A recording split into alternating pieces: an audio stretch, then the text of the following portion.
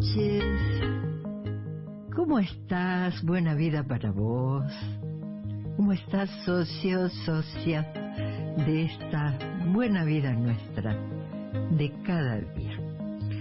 Ahora te voy a invitar a compartir con nosotros una charla que creo que va a ser muy interesante con Roberto Frutos, que es presidente de la Biblioteca Vigil. Hola Roberto, ¿estás por allí?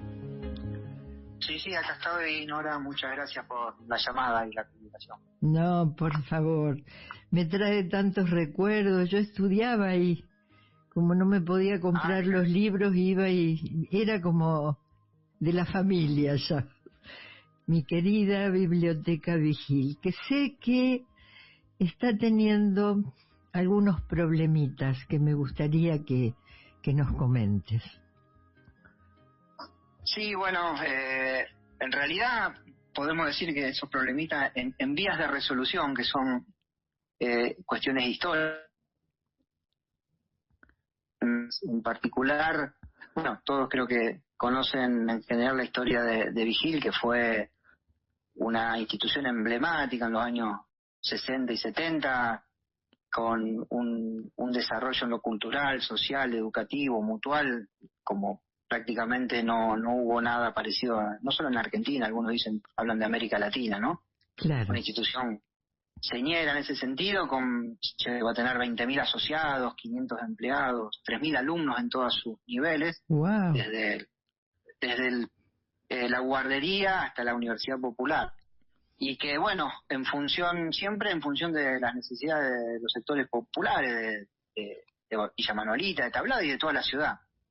Y bueno, y esa tarea social, comunitaria, solidaria, tuvo que pagar un altísimo precio en la dictadura, ¿no? Fue un blanco predilecto por todos estos elementos que fueron conformando la historia de Vigil, y fue intervenida en 1977 y sufrió un larguísimo periodo de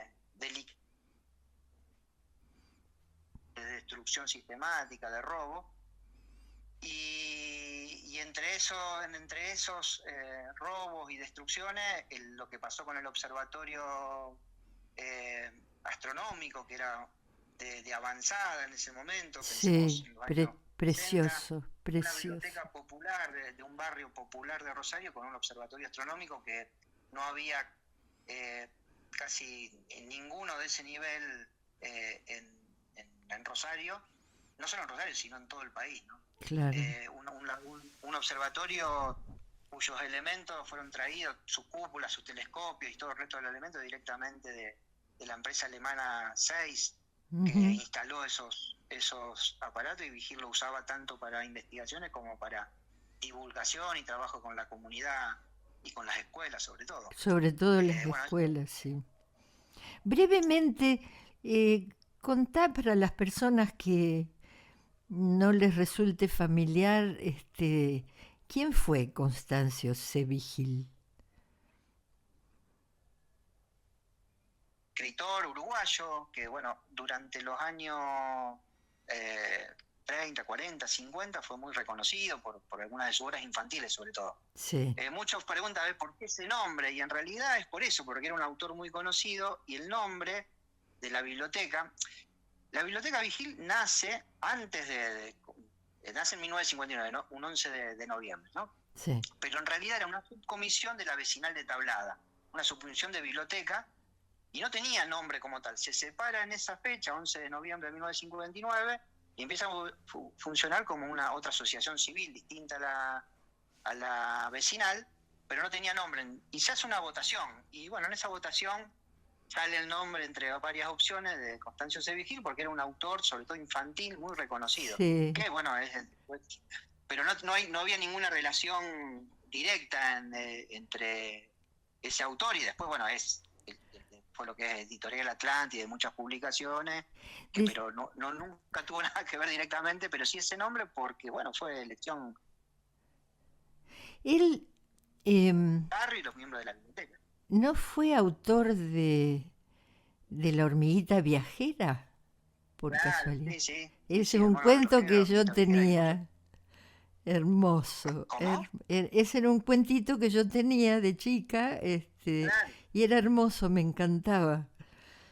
Un gran Sí, sí, sí, autor. por eso te digo, era un autor, por ahí, bueno, los que no lo conocieron, pero en esa época, estamos hablando del 59, pero ya en las décadas anteriores también tenía mucha difusión, era un autor infantil muy, muy reconocido, y de ahí deriva el nombre, ¿no? De Biblioteca Popular Constancio C. Vigil. Claro. ¿Y qué problema tienen? Contame. No, bueno, en realidad te comentaba lo del observatorio y puntualmente ha salido el observatorio de Vigil fue, después de la intervención en el 77, fue, bueno, saqueado, se destruyeron mucho de lo que había, se dejó a la intemperie la cúpula abierta durante mucho tiempo. Qué horror, Dios. Nosotros, claro, sí, bueno, como pasó en casi todas las áreas, ¿no?, de biblioteca, nosotros pensá que la biblioteca tenía un museo de ciencias naturales Sí, con alrededor de 3.000 piezas, que fue en un 90-95% que estaban ocupando y policías que ocuparon después de la intervención, durante mucho tiempo este edificio, practicaban tiro en blanco con esas piezas, fueron quemadas, tiradas, y ay, así en Dios. todas las áreas, ¿no? Por ejemplo, tenía en la Universidad Popular había cursos de artes y de música con elementos de excelencia, y también fueron robados o destruidos. Y el observatorio fue parte de toda esa destrucción. Durante mucho tiempo, nosotros hace 2 años tomamos firmemente la idea de recuperar lo que quedaba. Lo Y que empezamos queda. a trabajar, y de hecho, aún con el instrumental bastante deteriorado, la cúpula que no se abría ni giraba, empezamos a hacer trabajo de restauración y logramos ponerlo en funcionamiento lo que quedaba. Sí, Ese telescopio que tenía, que era, ya te digo, en esos años de altísima tecnología, era un doble telescopio de 150 milímetros, uno, y otro de 300 milímetros con un filtro que permitía hacer observaciones solares directamente, wow. hacer observaciones al sol. Y era un trabajo de observatorios del mundo, y compartían esa documentación. Claro. Cuando nos devolvieron los bienes, aparte de todo el deterioro, faltaban varias piezas, entre ellas el filtro y el telescopio de 300 milímetros. Bueno, como te decía, hace 2 años empezamos con la recuperación, hoy está funcionando, funciona la cúpula, se puede abrir, se puede girar. Todo el sistema de automatización que tenía fue destruido, y bueno, veremos si se puede reconstruir o no, pero el telescopio de 150 funciona, y hoy se hacen talleres, hay observaciones justamente los miércoles, a las 7 de la noche se empiezan, 7:30, observaciones abiertas para que cualquier persona de la comunidad quiera sumarse, es bienvenido, o sea, está funcionando. Y en esa recuperación empezamos a tratar de rearmar el rompecabezas de todo lo que había pasado con el observatorio y toda la destrucción. Y ahí, bueno, el trabajo con APDH, el trabajo que son, bueno, la Asamblea Permanente por los Derechos Humanos, que nos representan las causas de justicia federal por todo el proceso que te comentaba. Sí. Las compañeras también del archivo y del área de memoria, que, bueno, registrando, relevando documentación que tenemos, haciendo entrevistas, bueno, empezamos a reconstruir y llegamos a una conclusión con un grado de certeza muy alta, que esas piezas, por lo menos estas dos, el filtro y el telescopio de 300 milímetros, estaban en el observatorio municipal, que habían sido llevadas de manera, digamos, bastante oscura, porque no hay ningún registro directo, ni que hayan sido vendidas, ni que hayan sido donadas, en los registros que la propia intervención debería haber tenido si esas piezas hubieran sido llevadas de alguna manera legal. Claro. Bueno, y en función de eso hicimos primero consultas administrativas con distintos sectores de la municipalidad, que más o menos nos confirmaban esto, pero bueno, nos presentamos en la justicia, y el fiscal federal, Federico Reinares, que es el que investiga los delitos económicos cometidos contra la institución, presenta que efectivamente es contestado hace un par de meses. La Secretaría Legal y Técnica de la Municipalidad de Rosario reconoce que esos dos elementos están emplazados en el Observatorio Astronómico Municipal. Municipal. Y que cuando después se le requiere por otro oficio qué documentación hay que respalde el acto de donación, porque dicen que fue donado, obviamente también responde la Secretaría Legal y Técnica que no hay ningún documento que respalde el acto de donación. O sea, se lo Por lo llevaron. cual, ¿cómo? Se lo llevaron. Claro, sí, supuestamente la municipalidad dice que aproximadamente en el año 78 fue ingresado en la municipalidad. Es decir, que se lo llevaron de acá cuando ya la vigilia estaba intervenida en ese año. Sí. Nosotros, a partir de eso, ya teniendo la respuesta legal, y esperando que haya un acto de restitución y devolución, nos presentamos una nota y un pedido de intervención al Consejo Municipal, que es el que, por normativa legal hoy, entienden el tema de donaciones a la municipalidad y debe aceptarlas y realizar toda la documentación pertinente para que tome carta en el asunto. Y básicamente lo que pedimos es primero que se investigue todo lo ocurrido, cómo llegaron esas piezas, desde qué momento específicamente están ahí, y que se restituyan en realidad. Y lo otro que pedimos es que se restituya al observatorio de Vigil, que es un observatorio que aparte está en funcionamiento y necesitaría esas piezas, pero bueno, fundamentalmente en términos de políticas de memoria, verdad y justicia, el primer acto es el reconocimiento de la verdad de lo que pasó, hay que investigar, y la segunda etapa es la restitución para hacer justicia, un poco de justicia con lo que pasó con la institución. Claro.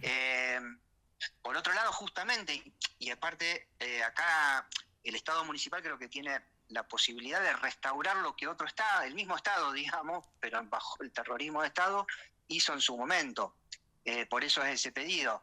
Pensemos que justamente hubo en estos días una noticia colateral a esta, que tiene que ver con el marco de la causa por delitos económicos, en que se procesó a uno de los civiles responsables de todo este saqueo, sí, que es un contador, que fue el tesorero de la intervención de Vigil desde el año 77, o sea que en el 78, cuando la municipalidad dice que entró ese instrumental en el patrimonio municipal, él era uno de los responsables. Claro. Desde el año 77 hasta el año 2005 estuvo esta persona, que es Jorge Alberto Menegosi, un contador público, un civil, sí,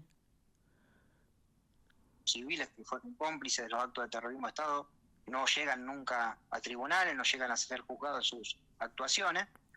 Y bueno, salió también paralelamente esta noticia en estos días. El viernes se inició en la justicia federal, a cargo del juzgado del juez Vera Barro, dictaminó su procesamiento. Sí. Porque nosotros consideramos que uno de los principales responsables de muchos actos, entre ellos lo que pasó con el observatorio de Vigil. Claro. ¿Y te parece que van a lograr que lo devuelvan? Mira, creo que es lo que corresponde. Estamos esperando también qué resuelve el Poder Ejecutivo Municipal y que sabemos que este proyecto nosotros presentamos va a tener tratamiento en las secretarías de derechos, en las comisiones, de derechos humanos y de gobierno del Consejo Municipal. Claro. Esperamos que nos convoquen para poder dar toda la información que tenemos, más todas las actuaciones que ha habido en la justicia e incluso toda la documentación aportada, que es escasa, pero sí las respuestas son claras de parte de la propia municipalidad. Claro. Entendemos que eso es lo que debería ocurrir, pero bueno, ya ahí las respuestas están del lado del poder político, pero claramente son instrumentos que fueron sacados de forma ilegal, como la mayoría de las cosas que pasaron durante todos esos años con la intervención liquidadora. Sí, un saqueo. Y que hoy tiene el Estado municipal tiene posibilidad de avanzar en una política reparatoria, devolviendo esos bienes y reconociendo lo que pasó. Claro. ¿Y qué esperanzas hay? Bueno, mira, nosotros... no solo con este tema, te decía también con los responsables civiles, creemos que no hay futuro si no hay verdad, si no hay memoria, claro, si no hay justicia. Claro. Por lo tanto, nuestro futuro como institución, más allá de que hoy Vigil es una institución recuperada, hoy en la institución está recuperado el servicio bibliotecario, está recuperado el observatorio en las condiciones que tenemos, pero se puede trabajar, el teatro, hay alrededor de 50 talleres educativos, culturales, de oficio, de una institución que funciona, que está viva, pero la recuperación y la reparación histórica es una lucha en la cual nosotros centramos también toda nuestra fuerza. Claro. Creemos que la memoria de lo que pasó se perdura en estas actividades, pero también en seguir lo que se cumpla, que se juzga los responsables de los delitos cometidos y que se mantengan las políticas reparatorias, no solo en los observatorios, sino en todas las áreas donde Vigil sufrió un saqueo por parte del Estado terrorista, pero que también, lamentablemente, durante muchos años, la democracia miró para otro lado. Hoy estamos en otra etapa donde el actual poder político, tanto a nivel municipal como provincial como nacional, tienen que restaurar, reparar ese daño hecho, que en parte hemos avanzado vos sabés que solamente una parte de los bienes de Vigil fueron devueltos, pero hay un montón de otros bienes que están dispersos en la ciudad y en la provincia y en otras provincias que no fueron devueltos. También es cierto que algunos de los responsables de los delitos de lesa humanidad cometidos contra los directivos de Vigil, que estuvieron secuestrados, presos y torturados en el Servicio de Informaciones en el año 77, y contra muchos socios y socias que fueron asesinados o están desaparecidos. Sí, qué horror, el horror. Sí. Desaparecidos o asesinados. Muchos de esos delitos fueron juzgados en la causa FC3 y FC4, pero quedan todos los delitos económicos, en los cuales la mayoría son civiles, como este tesorero que te menciono, que es Jorge Menegosi, pero hay otros civiles implicados. También, lamentablemente, por el paso de los años, muchos de los civiles y militares implicados en todo el proceso de destrucción de Vigil han fallecido, pero hay varios otros, aparte de Menegosi, que están con vida y que creo que tienen que rendir cuentas ante la justicia por lo que hicieron. Claro. Bueno, Roberto, todavía secuelas de todo ese horror, ¿no? Bueno, tiene todo nuestro apoyo. Yo vivía en la Vigil, iba a estudiar, no me podía comprar los libros. Y tengo tantos lindos recuerdos de la biblioteca Constancio C. Vigil. Vamos a estar en contacto, Roberto, y tenés todo nuestro apoyo, y si querés que sigamos esta charla con alguna otra persona que quiera dar más datos o pedir apoyo, todo lo que necesites, estamos acá con ustedes. Bueno, te agradezco mucho y sí, lo vamos a tener en cuenta. Nosotros, Vigil siempre tuvo el apoyo y se hizo a partir del apoyo de toda la comunidad, así que claro, nuestra tarea también tiene que redunda en eso, ¿no? En siempre estar conectado, y bueno, y los medios hoy son un elemento importantísimo para, dar y difundir estas noticias que son, dentro de la situación, son todas buenas noticias, porque creemos que vamos a recuperar esos elementos del observatorio y creemos que los responsables, en este caso civiles, de haber sido cómplices del terrorismo de Estado, van a ser juzgados por esos delitos cometidos. Así que muchas gracias por esta comunicación y permitirnos hacer oír la voz de la memoria de alguna manera, ¿no? Todo lo que necesiten, estamos acá dispuestos a ayudar y estamos con ustedes espiritualmente también. Así que mantenernos al tanto de los avances o de las dificultades o de lo que sea. Acá estamos. Buenísimo, así lo haremos. Muchas gracias. Bueno, un abrazo grande, Roberto. Hasta pronto. Un abrazo, hasta pronto. La buena vida. Qué historia, ¿eh? La buena vida, la buena vida. Todavía coletazos de los saqueos. Así que Roberto Frutos, presidente de la Vigil, estuvo charlando con nosotros, y estamos comprometidos con ellos. No podemos dejar de difundir y hacer público este pedido para que la municipalidad reconozca y devuelva lo sustraído, para no decir esa palabra tan fea.